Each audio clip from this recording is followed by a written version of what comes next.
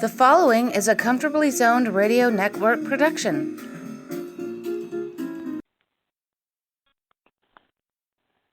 Good afternoon, ladies and gentlemen. My name is Alan Bumkin.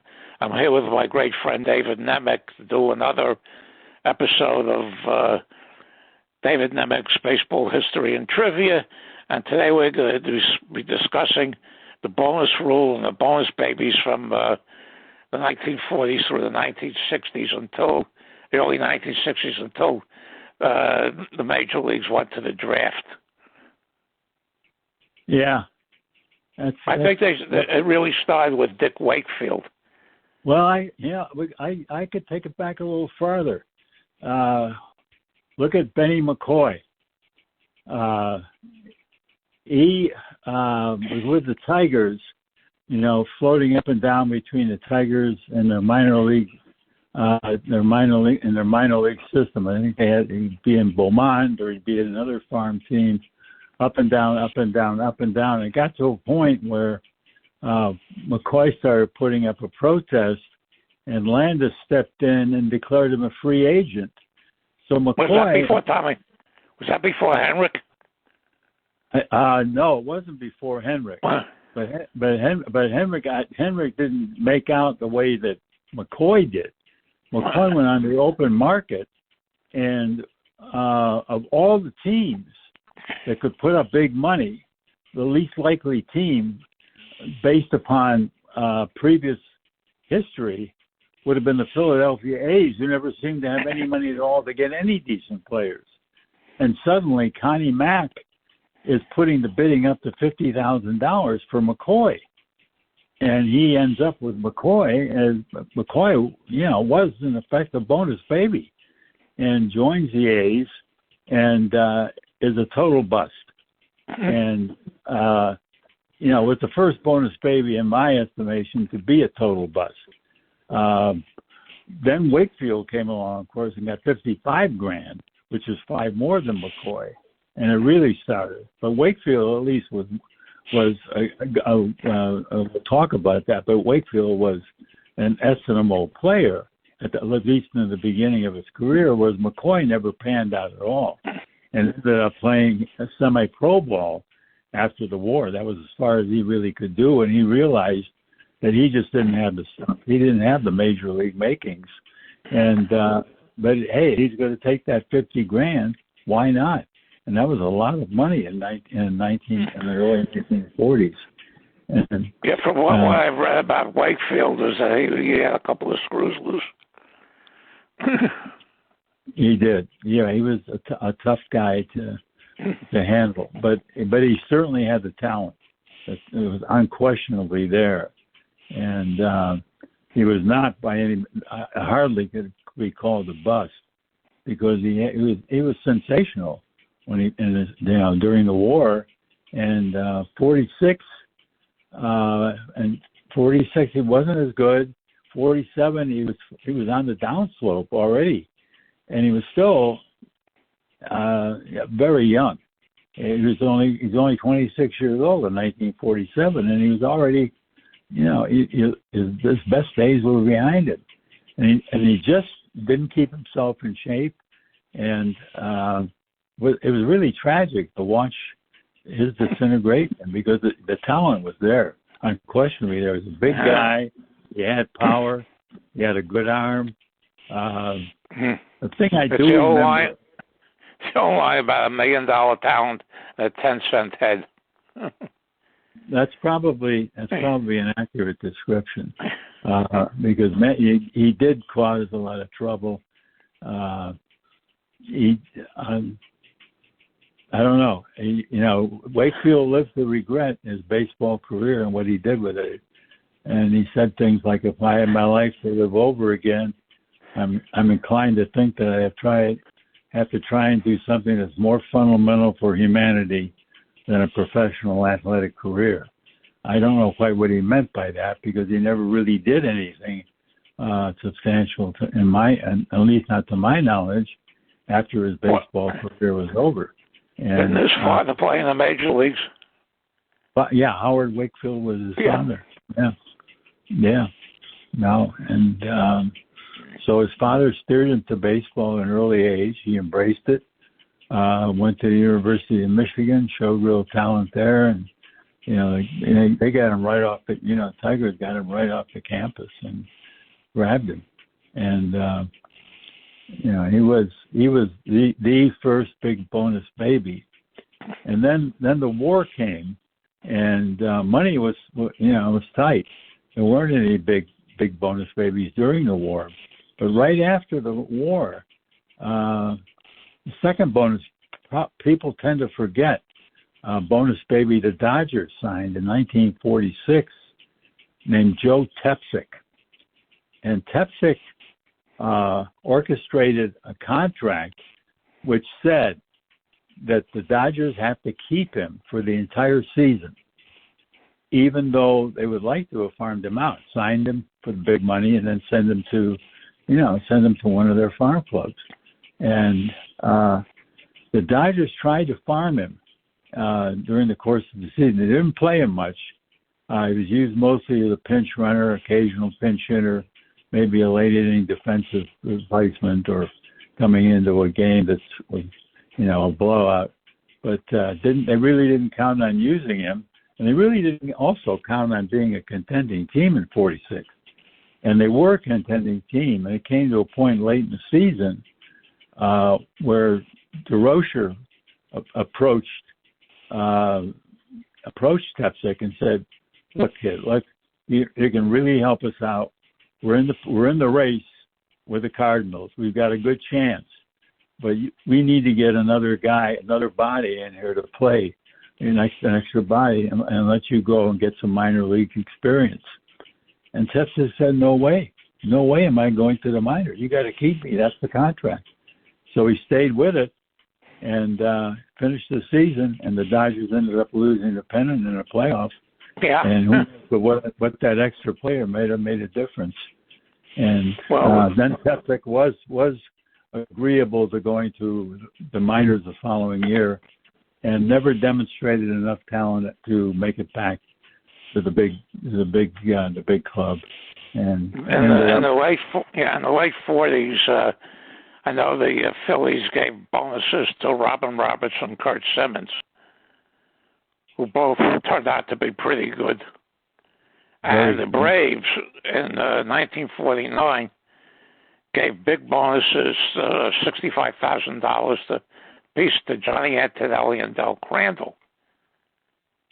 And they were coming off a pennant-winning year, and the veterans on the Braves, when they found out about this, were infuriated, especially Johnny Sain.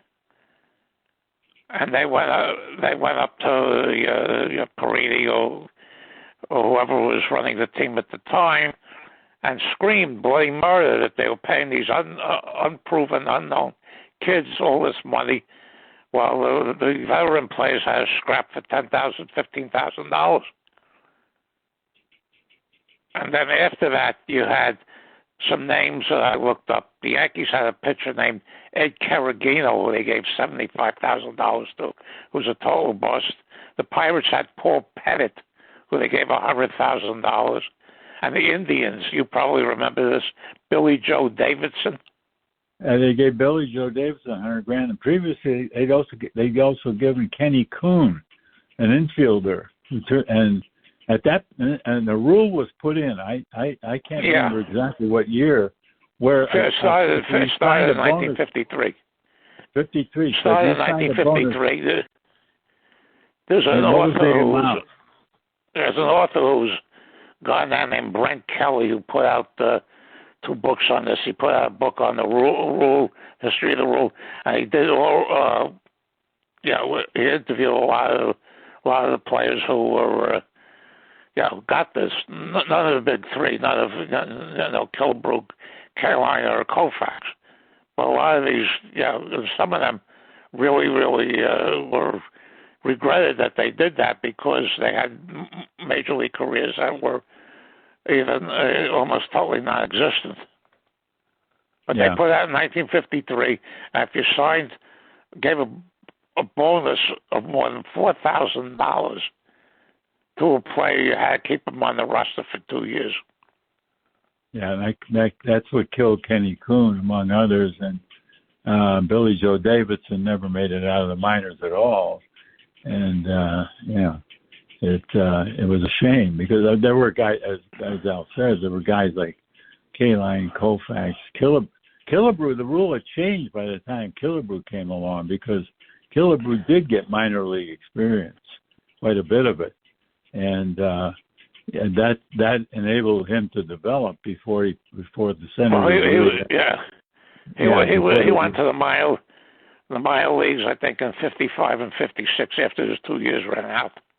Yeah, I think his 2 years were 54. But you had the Yankees, for example, had two of them. They had Frank Legia, who was on more Topps cards. He was on 2 Topps cards and 1 career hit. And Tommy Carroll, who was an infielder. And Stengel hated both of them because he felt that they were taking up rust, as you pointed out with Tepsic, more rust spaces that he needed. And they were touting, when Legia, I remember this when they signed Legia, they were touting him as the second coming of Lou Gehrig. It didn't quite work out that way. He was left-handed, though, wasn't he? Yeah. That was probably the only similarity. He did play first base. Yeah. And he wound up going to the Angels. That's where he got his hit. Yeah. I think in the first year the Angels was in 1961. But and what happened, the way I found out about a lot of these players is that in '54 and '50. In the early 50s, there were 2 card companies, Topps and Bowman. And there was a war over players, getting players to sign contracts. And in '54 and '55, most of the stars were under contract to Bowman. So Topps had to fill their sets, and they put in a whole bunch of these guys. And that's how I learned about them, because they were actually on baseball cards. One of them was Dick Schofield, who was a bonus baby of the Cardinals. And he later turned out to be a fairly useful utility infielder. The Pirates had him in 1960. And he had a big month when Grote was out for the month of September 1960. And they traded Dick Grote to the Cardinals after '62 and try to make Schofield a regular full-time shortstop, which he couldn't do. And the funniest line about him is they asked Eddie Stanky about him, Stanky was managing the Cardinals at that time, said he hits 3 ways, right, left, and seldom. Yeah. And the Giants had 2 also in that period. They had Joey Amalfitano and Paul Giel, who was a 2-time All-American running back at the University of Minnesota, who later became the athletic director at the University of Minnesota. He chose the wrong sport. He did. The Pirates. I'm not sure he would have made it in pro football either. I think he made the right choice, probably, because he wasn't really a very big guy, and I think he might have gotten eaten up in the NFL, but who knows? Yeah. The Pirates were deep into this. They signed.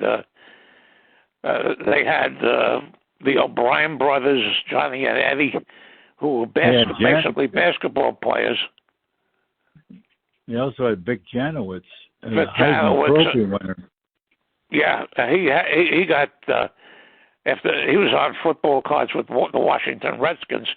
And he had a serious auto accident after his second season in the NFL, and he had to retire.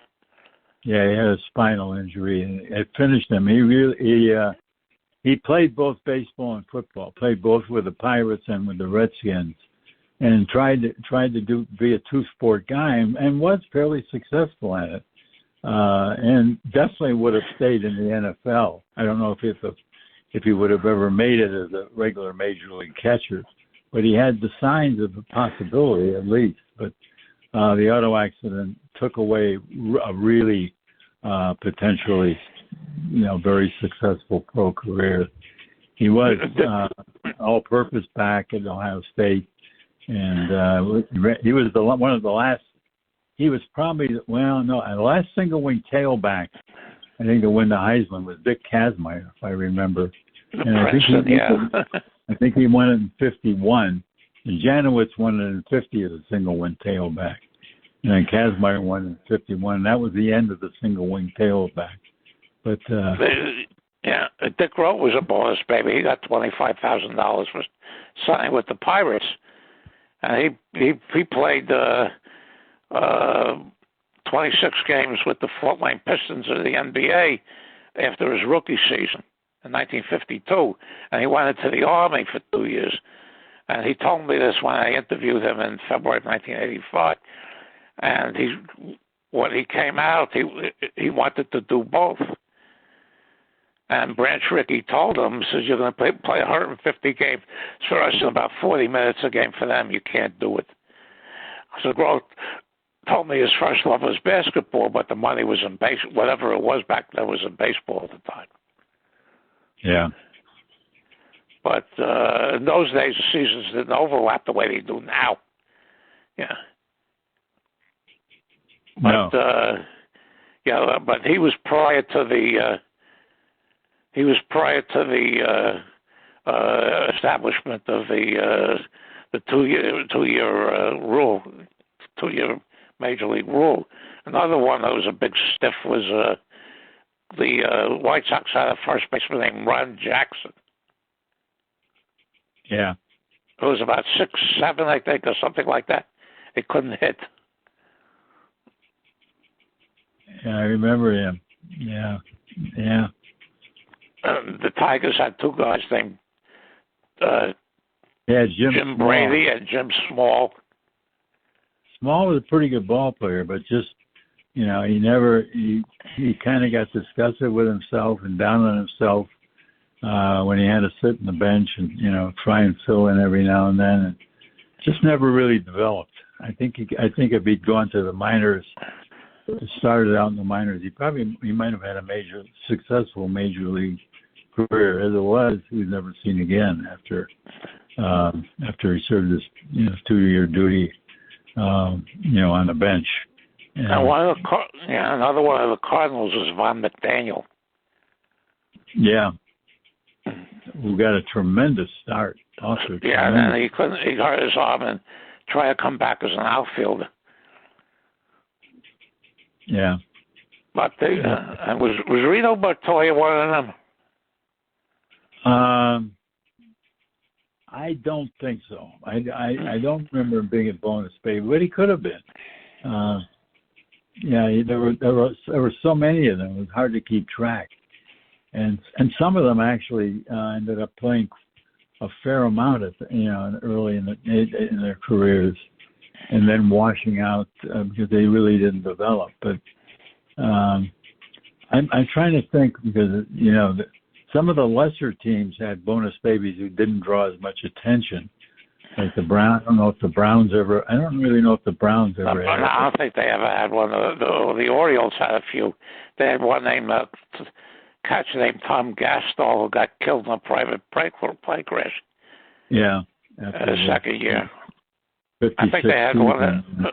Another one. They didn't have any when they were in St. Louis, of course, because there's no money. Yeah. Yeah. And the A's had some in the 60s. I think Catfish Hunter was one of them. But what happened is that they another one of the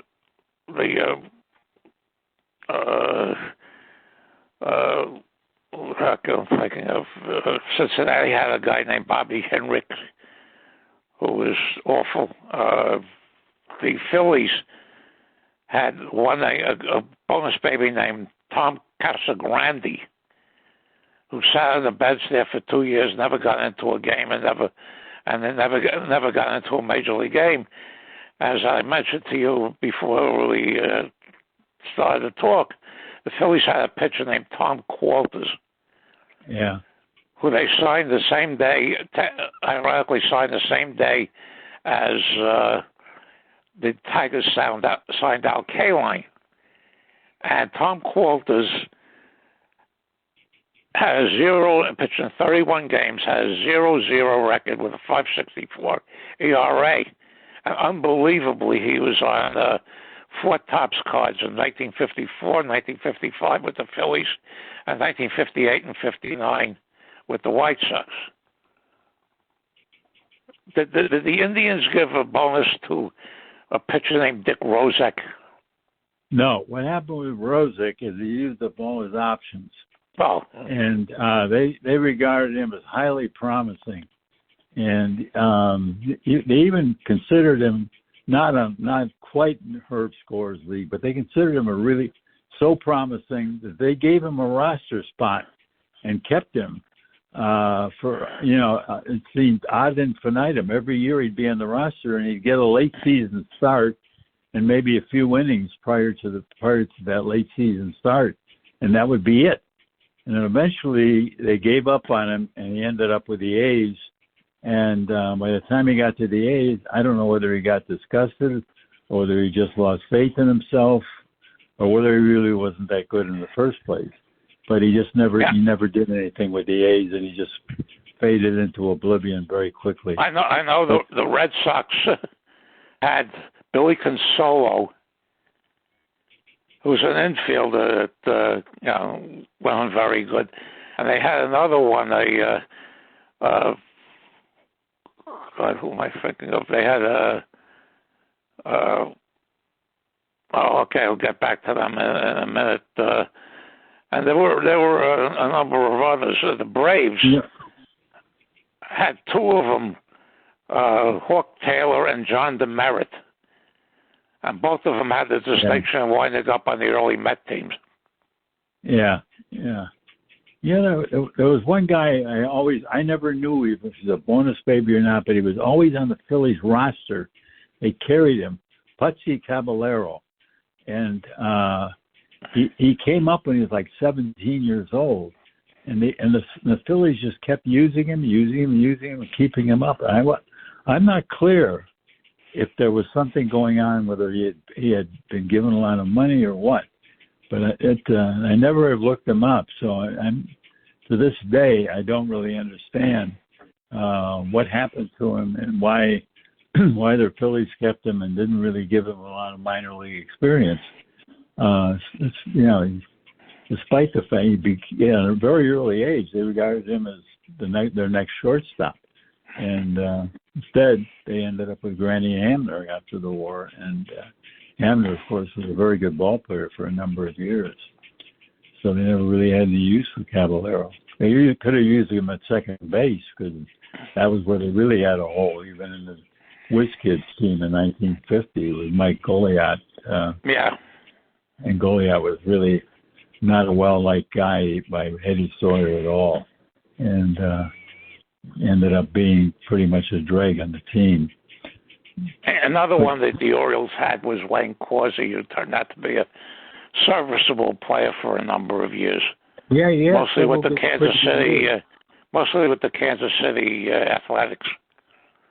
Yeah, I think he may have even hit 300, season or so. He was pretty good. Now, what about the Red Sox? The Red Sox had Billy Consolo, and I wanted to mention Harry Aganis. Yeah, Aganis. Who turned out to be one of the all-time great tragedies. Yeah, he was the regular first baseman in 1954. And then there was, the regular in 1955 and started off hot. Then he was hospitalized for pneumonia and died at the age of 25 of a pulmonary embolism. Oh, boy. Wow. Yeah. I think another one on the Orioles was who turned out to be a fairly decent major league pitcher was Billy O'Dell. Actually, O'Dell had several pretty good years. He started the 1958 All-Star game and retired 9 in a row, and then he had a big year for the Giants in 1962 when he won 19 games and helped very much in that pennant winning team that year. Yeah. But after 1957, they stopped the rule, and I don't know whether they paid players under the table. The Dodgers had Roberto Clemente, and they hit him. Yeah, they knew what they had, and they hit him in Montreal in 1954, where he was playing like every 3 or 4 days. And the Pirates scouts, Clyde Suckerforth, who helped sign Jackie Robinson, saw Clemente, and the Pirates finished last. The Pirates drafted Clemente off the Montreal roster, and the rest is history with him. Yeah, I just checked Caballero out. He was a bonus baby. He did get an $8,000 bonus. Yeah, but I don't. He wasn't affected by the rule because his bonus came came probably even during the war, and there weren't any rules in place then on bonus babies, and the amount wasn't that great, but it was significant. It was a lot more than was being given to other rookie players, and Caballero was still a teenager, and because he seemed so promising, the Phils just never gave him the minor league experience he needed, and kept thinking he was going to make it on his own, and he needed that experience right away, and that was unfortunate. But the bonus babies, of course, many of them were just victims of losing that 2 years of possible minor league training, and just never being able to. It destroyed. I think it destroyed confidence in some of those guys. Jim Small, I've already talked about, and I think there were others that just sitting on the bench and being razzed and jeered and poked fun at by your teammates. Look at this guy getting all this money, and he gets one at bat every 3 weeks, and stuff like that was pretty hard to handle for these kids. The White Sox had a pitcher named Jim Darrington, whose I think his career was over at the age of 18 or 19. Didn't he make a start when he was 16? Isn't he the youngest guy? 17. No, he wasn't younger than. Maybe the youngest to make a start, because I don't think Joe Nuxhall or Carl Scheib made a start during the war. No, they didn't. I think Darrington was the youngest proven starting pitcher. There used to be a guy named Fred Chapman who was believed to have started the game when he was like 14 in the 20th century or the 19th century, and there was a guy in the old National Association in the 1870s named Jim Britt, who was believed to be 14 years old. He became the Brooklyn Atlantic's ace pitcher in, I think, 1872. I don't know if that birth date has been established as being correct, because it was always a little bit dubious that a guy at that age, and especially in that era when baseball was a rough sport. You were out with real men, and at 14 years old, they weren't taking kindly to playing with a 14-year-old on a team. So I don't know, but the bonus kids, a lot of them were very young guys too coming up. And if you look at Al Kaline, who he was 18 years old. He was 18. Look at his first full season in 1954. And Kaline has a little known record, and I believe it's for scoring the fewest runs by an outfielder who had as many at bats as he did. I think it was I know it was over 500. It may have been over 600. He scored the fewest runs in history of any outfielder who had that many at bats. It's a crazy record, and I know it's not one he would like to have brought to his attention. And I don't even know if he knew about it. 1955, he ran the batting title. Yeah, exactly. Yeah, he became a Hall of Famer. Yeah, he all put behind him. But Kaline could have actually used a couple of years in the minors, I thought. Koufax took 6 years before he became effective regularly. Yeah, he did. It took him a long. It might have taken him a long time, even if he had a lot of minor league experience, because he did have, he did learn. He learned on the job, and he learned well. And he fell right into an era where his kind of pitcher really could shine. And the game really turned on its head in '64, and 63, '64, and then by '65, we were almost back in the dead ball era. And, he gave Norm Sherry, the catcher and the brother of the pitcher, Larry Sherry, for convincing him that he didn't have to strike everybody out to win. Yeah. Yeah. But the Hartman Killebrew took a year or two to develop before he started becoming a real power threat in Washington. Yeah, the Senators actually envisioned him as their future second baseman when they signed him. Wow. And he shifted rather quickly early in his career, and became valuable at third base and the outfield, and later played first base in his later years. He wasn't a very good defensive player because he had caddies at all three positions. Yeah. I did a project on caddies years and years ago. What I did was I took players who played the position players who played in 100 games or more and had fewer than 200 play appearances. I weeded out the pinch hitters, like the Greg Grosses and other players who were. The White Sox had a player in 1983 named Mike Squires who played 143 games and 153 at bats. Yeah. Yeah, you can look this up, and they had the Gene Stephens, the Jack Reeds, and all these outfielders. That Chuck Deering was one of them that would play in 100 games. They got up 75, 80 times a year. Because all they did, Eugene Stephens' primary job with the Red Sox was to run for Ted Williams and play outfield the last couple of innings. Deering was fast and a good fielder, so he was used pretty much on defense and, as a pinch runner. Yeah.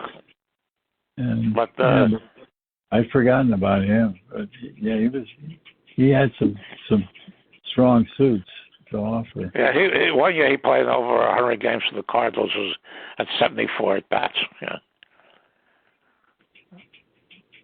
In those days, play appearances weren't weren't looked at the way they are now.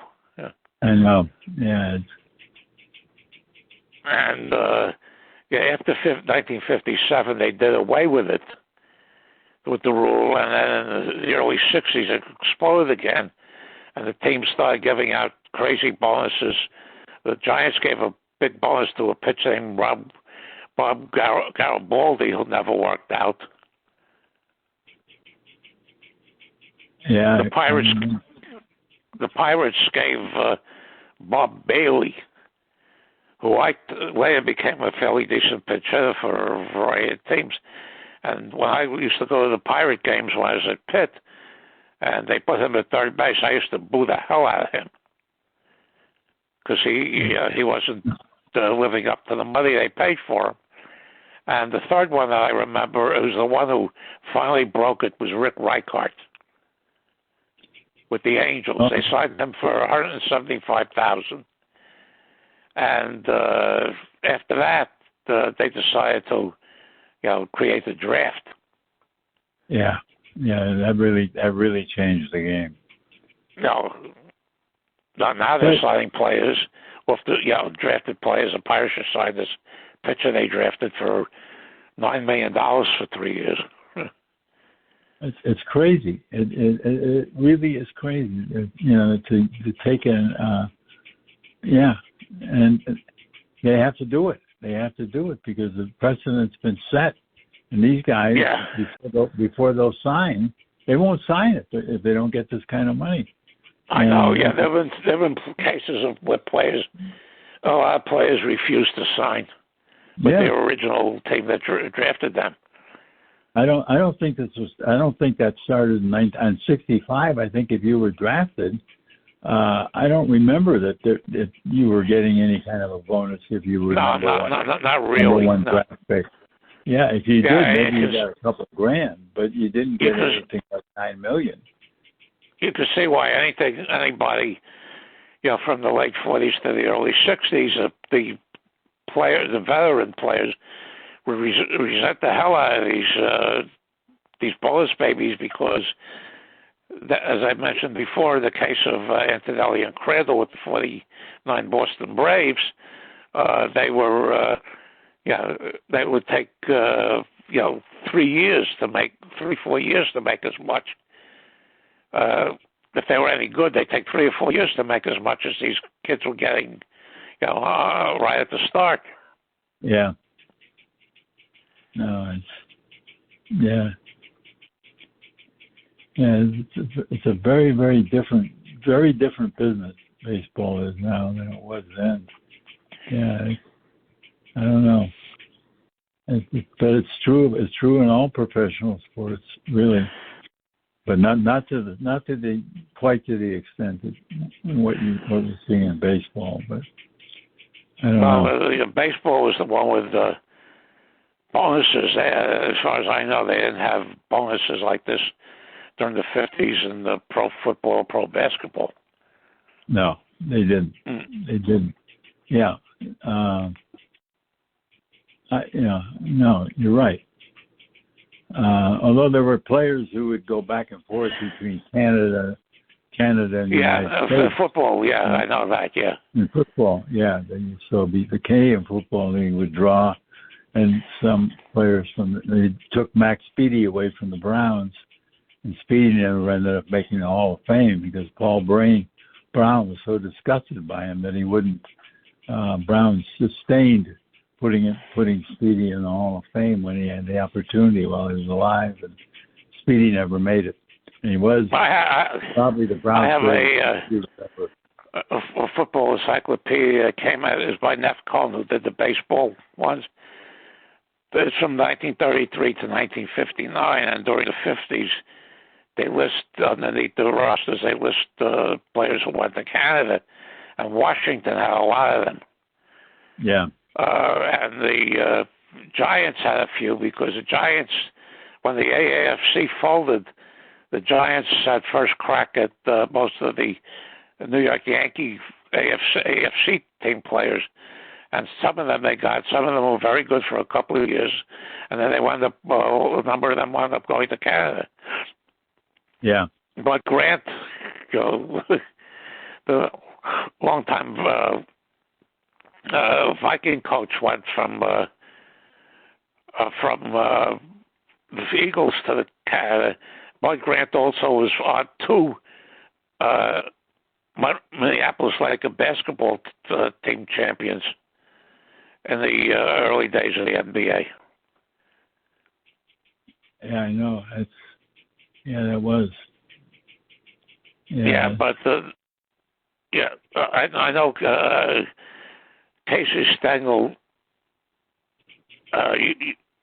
treated Tommy Carroll very badly. He in spring training, he used to have him race against Bauer, and have him race some of the better players until he threw up. And he never amounted. He went to Kansas City like all the Yankee players who couldn't produce anymore back then. And he didn't do anything with the short time at the Kansas City A's. Yeah. But the whole thing was very, very ill-conceived. As I said, the only reason that I remember any of these guys was because they were on baseball cards. 54 or 55, basically. Yeah.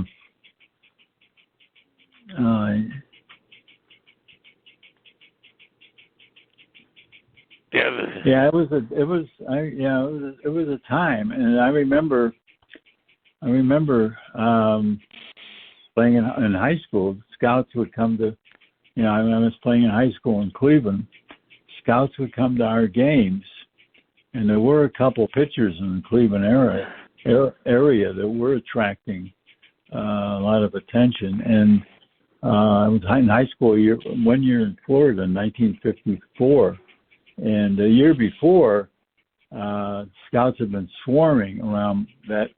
I was in West Palm Beach and the Palm Beach High, and the scouts had been swarming around Lake Worth, where Herb Score was pitching. And I played on my high school team with guys who had faced Herb Score the year before, and they talked about I don't know what Herb Score got. I don't even know if Herb Score was a bonus baby. I never. I know he spent 1954 in Indianapolis. I know he did. Did. And and then he came right up to the Indians. So he made the jump. I mean, huge jump right away. And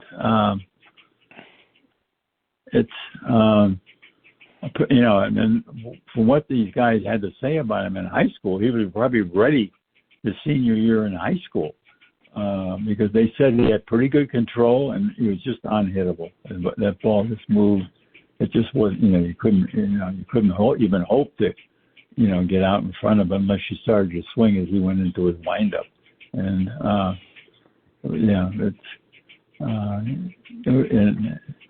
so I don't think I don't know that he ever got really a substantial bonus of any kind. He just signed with Cleveland. Well, if he got a substantial bonus, he would have been up in the major league rosters, sitting on the bench. Yeah, he would have had to. He would have had to be. Yeah. What Cleveland might have done, they might have drawn him in by also agreeing to sign his high school catcher, Dick Brown, who later died very young of a brain tumor. And Brown also came up with the Indians. Brown was never had a substantial career in the majors, but he did play in the majors, and the two of them fancied themselves being a battery with the Indians for years to come. And that may have been how they got induced Score to sign for a minimal amount of money. Otherwise, I can't see how they could have gotten away without having to give him a huge bonus. But, somehow they did. And, he came up the right way, a year in the minors, and he was ready in 55, and then 56, he had his big year, and then 57, of course, early in the season, he was hurt and never came back. I remember listening to that game on the radio. The Yankees had televised road games back then. Yeah. And I was just thinking the Pirates in 1953 had a battery where both of them were 18 years old. They had a pitcher named Jim Waugh, W-A-U-G-H, and a catcher named Nick Kovac. Yeah. And they probably had to be, bonus babies. Ron Netchai, who was known as Rocket Ron, blew his arm out one of these. With he pitched in the Class D when they brought him up. The Pirates were doing that back then. They won 42 games in 1952. Yeah. But this has been pretty good. Yeah, a lot of names I've forgotten about. Yeah, when people listen to this, they won't recognize us. They won't recognize a lot of the names we mentioned. I don't know if there's oral history. Saber includes some of these guys, like Jim Small, for example. I'd love to know what his thoughts. I tell you, there's this book that I got from McFarlane years ago where they have oral histories of a lot of these guys. The author is named Brent Kelly. Okay. He used to write a lot for Sports Collectors Digest, and he passed away a number of years ago. He did, as I said before, he did a history of the 5 years, with the bonus babies, and he did the oral history. Huh. Yeah, you might want to check that. I the will. book is old enough that you might be able to get it on eBay for, relatively cheaply.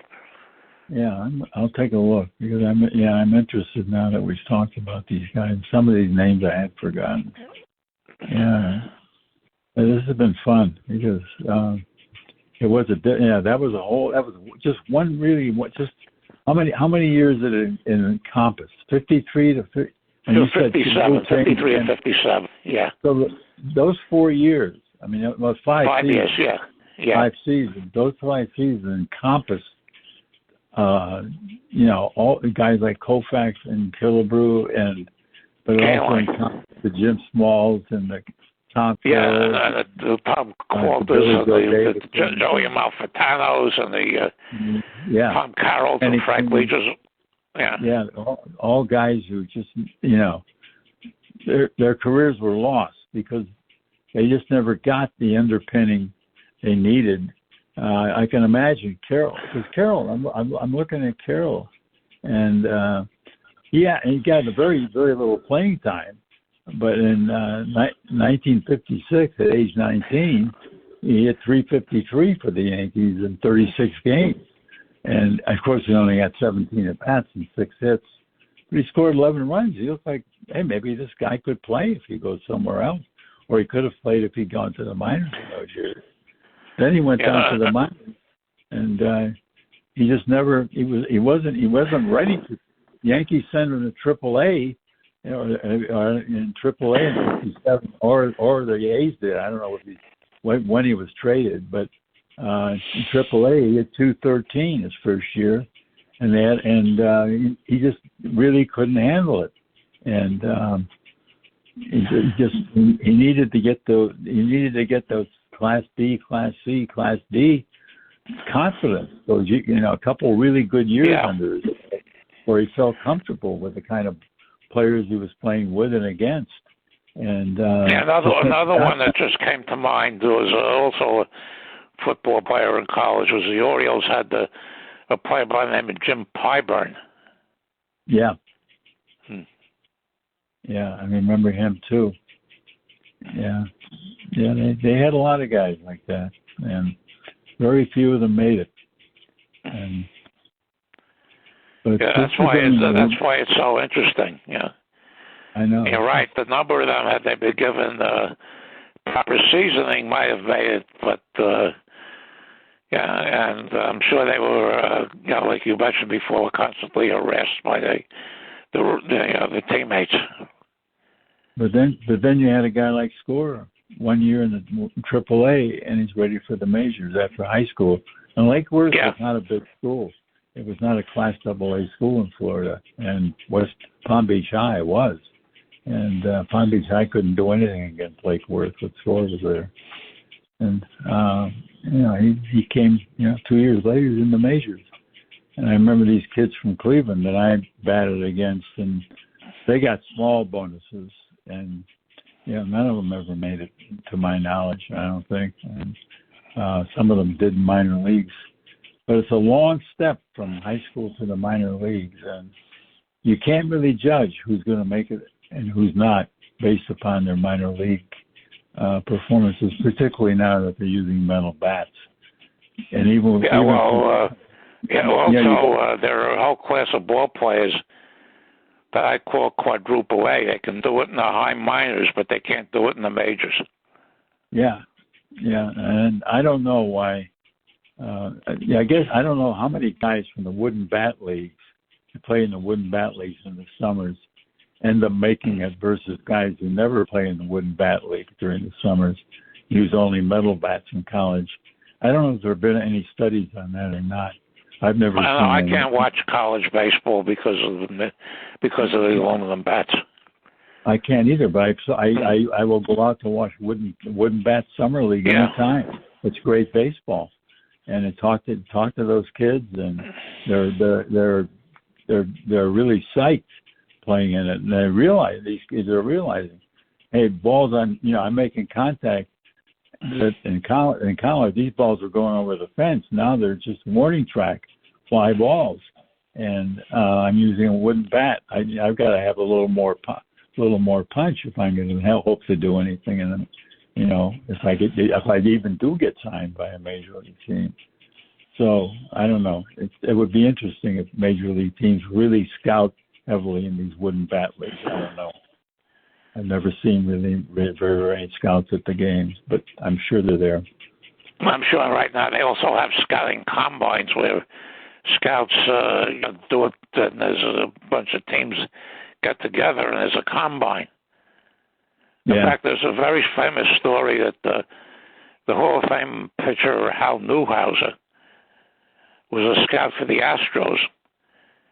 And in 1994, I think it was 1994, he recommended very highly to the Astros that they draft Derek Jeter. And when they didn't, he resigned. Yeah, I do remember reading that. Yeah. Yeah, wow. Scouting is not the same as it was. I mean, you don't have any more Tom Greenways or Paul Critchells or Hugh Alexanders or any of those types that would just go from ball game to ball game to ball game to look at these kids. Yeah. Hugh Alexander could have had a really pretty good major league career. He lost an arm. I know, in a summer job, and that was it. And he became a scout and a very good one. But Cleveland was looking on him as a highly promising player. They lost him. Yeah, well, this has been fun. I really enjoyed this. So it's okay. So did I. And anytime I can recall these old names like this, so that I still is, with all the problems I have physically, I still can carry on a conversation like this. Well, I mean, now we can look these players up. When we were kids, there's no way in the world we could look up somebody like Putsy Cavallaro. These guys would never be in the who's who. Or a baseball register because they didn't play enough. No, they didn't play enough. Now you can get their minor league careers and major league careers. Sometimes there's a bio with them, and it's fantastic what's available now for researchers and really dyed-in-the-wool fans as opposed to what was available when we were kids. You started with baseball cards, and once you sank below baseball cards, there wasn't really that much there for you. There's the who's who. You had to go to the who's who and the Sport News Baseball Register. Yeah, that was about it. And then, and then the Turpin and Thompsons came out, but even they were pretty sketchy. Oh, very. All they had was the batting averages. I mean, one of the first few issues. Number of games, position, batting average. That was about it. And well, I really enjoyed it once again, Al. So it's been a pleasure. Okay, it's always a pleasure. I'll look forward to doing it again soon. Okay. Thank you. You're more than welcome. Say hi to Marilyn. Will do. Thank you, Al. Bye-bye. Bye-bye.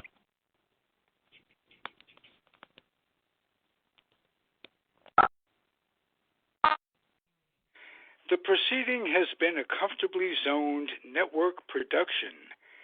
You are advised to keep your dreams wet, your humor dry, your children and grandchildren out of military recruiting offices and off the laps of clerics who wear dresses. Thank you for listening, everyone. Happy trails.